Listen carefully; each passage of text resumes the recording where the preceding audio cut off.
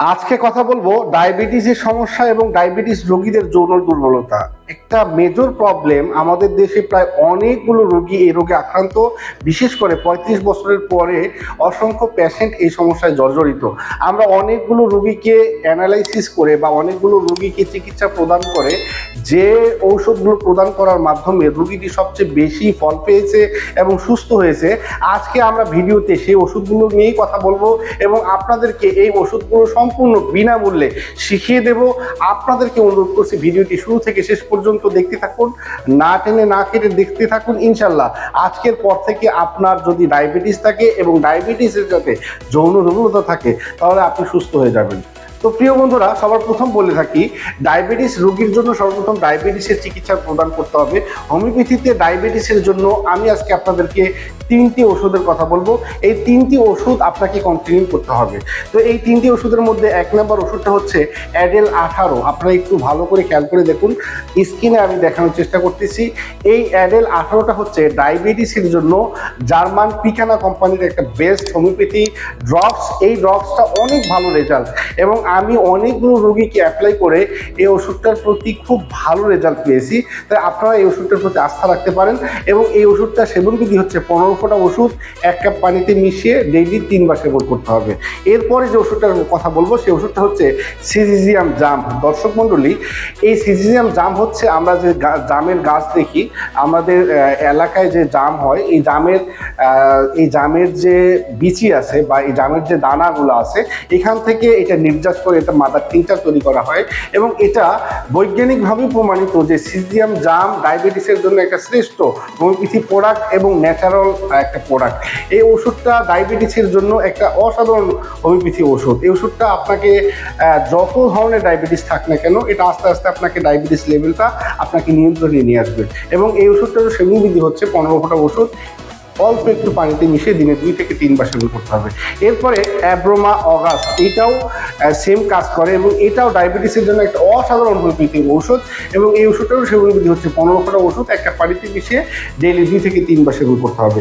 এরপরে আসি ডায়াবেটিস রোগীদের যৌন দুর্বলতা। এটা খুব একটা ক্রিটিক্যাল, যদিও ক্রিটিক্যাল, যদি আপনারা আমার পরামর্শ মেনে চলেন তাহলে আপনারা সুস্থ হয়ে যাবেন।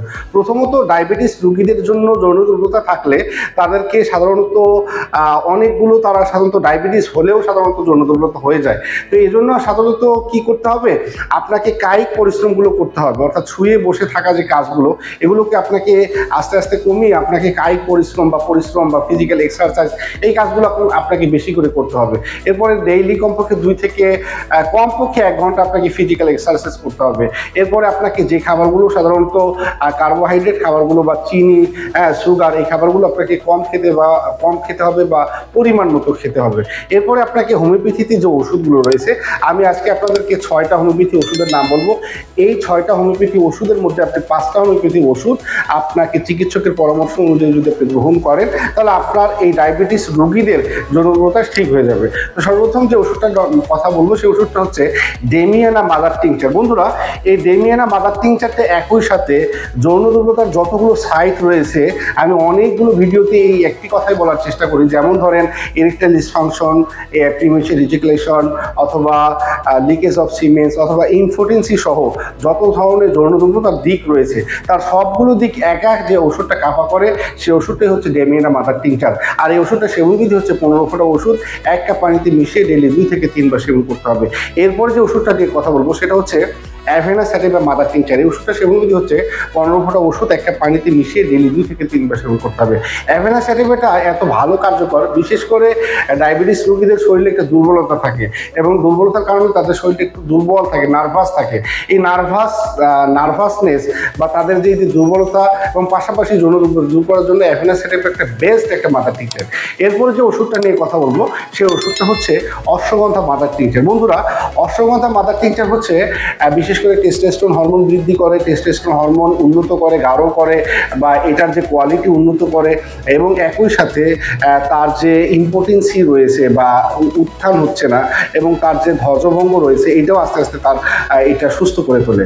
এরপরে যে ওষুধটা নিয়ে কথা বলবো সেটা হচ্ছে একটা সিলেক্টেড পোটেন্সি সেবন করতে হবে এবং অবশ্যই সিলেক্টেড পোটেন্সিটা যেমন ধরেন লাইকোপোডিয়াম হতে পারে, যদি তার আকৃতি বা অবয়ব দেখতে বয়সের তুলনায় তার চেহারাটা বেশি বয়সে, মানে তার বয়সের তুলনায় চেহারাটা বেশি বয়স্ক দেখায়, তাহলে তাকে এই লাইকোপোডিয়ামটা দেওয়া যেতে পারে, অথবা ক্যানাডিয়াম সেগু দেওয়া যেতে পারে, বা বেশি করে একেবারে যদি ইম্পোর্টেন্স হয়ে যায়, অথবা এখানে কার্বোভেস আসতে পারে, বা নাক্স আসতে পারে, অথবা ফুজা আসতে পারে।